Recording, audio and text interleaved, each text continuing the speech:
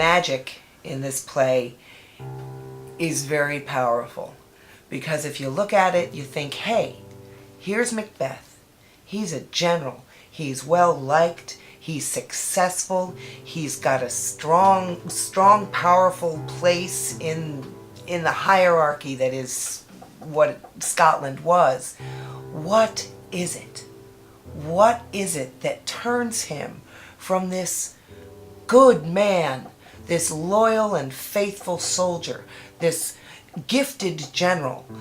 What is it that turns him almost instantaneously into a murderer, into someone who is so obsessed with his own advancement that it destroys him? And you have to look at the play when you direct things, of course, but you have to look at the structure of this play and think, if it weren't for the witches, would he have fallen? My answer is, yeah, you need the witches, because they show him a glimpse of the future.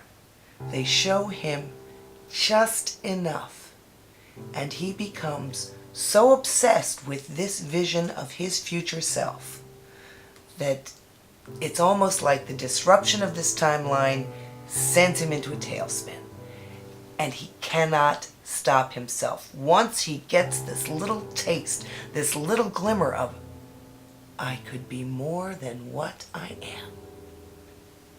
That's it. That's it.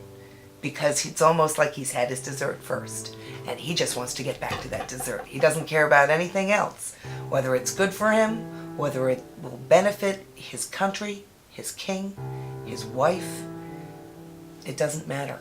He becomes so enamored of his future self that he destroys himself in the pursuit of it, and therefore becomes a self-fulfilling prophecy. There to meet with Macbeth. I come walking. Haven't called anon. Fair is foul and foul is fair. Hover through the fog and through the air. That's an awesome match. Yes, it is an awesome match. That's because you helped me. Alright, there we go. You made this from scratch. Alright, just poked you in the eye, didn't I? Glad we got that on tape. Alright, say your thing. No! Say it. Macbeth, Macbeth, Macbeth.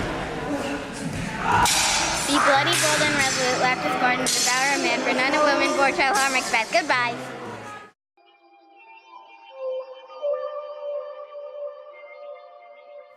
The first Shakespeare I ever saw on stage was Macbeth. And in that production, it was in the round. Or mostly in the round. And as young as I was, I don't have a lot of strong memories from it, except for two moments. The moment when Lady Macduff and Macduff's son were murdered. And I remember them being in the middle of this space, surrounded by audience. And they were so alone. And those murderers came in, and there we were, all around, witnessing this horrible act. And it felt almost like the audience was in complicity with this horrible crime. And then, of course, the other memorable moment was that broadsword fight at the end between Macduff and Macbeth, which, big swords, clanging metal, it really made a very strong impression on my young psyche. And so my earliest images of Macbeth, whether or not I'm right in remembering whether or not this show is in the round, that's the feeling I get from this. It's also true that because of when Macbeth was written, it is very likely that Shakespeare's company first performed it inside instead of the Globe, which was an open-air arena.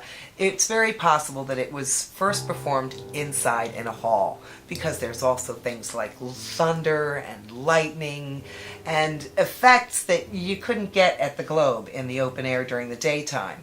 But effects that even with their rudimentary technology, well, no technology, they were able to do a little bit more with staging when they were inside in an Old English hall. And in that sort of situation, you would have been surrounded at least on two sides by your audience. And most likely, it would have much more of a feeling in the round. And I wanted the audience to be a part of this world. I wanted them on every side. I wanted the audience to be able to see themselves in the audience that sat across from them.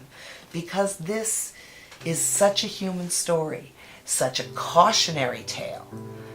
We're all a part of this. It happens in our world, and there's nothing we can do about it as an audience member. But it also made my actors so aware of the fact that Shakespeare includes his audience in his text. You gotta talk to the audience. There are times when you're talking to another character, there are times when you're talking to God, or the powers that be, or the evil spirits, or nature itself, but there are so many times when you have to directly address the audience. You're letting them in on your personal story. And that is one of the most wonderfully engaging things, not just about Macbeth, but about Shakespeare. Because as we call it in the theater, the fourth wall, that imaginary wall between the actor and the audience, there is no fourth wall in Shakespeare. It just doesn't work. You want the audience to be in on it with you. They know things that the other characters don't know, which makes it very fun for the audience. And so long as you keep up with it, you're smarter than the other people on stage.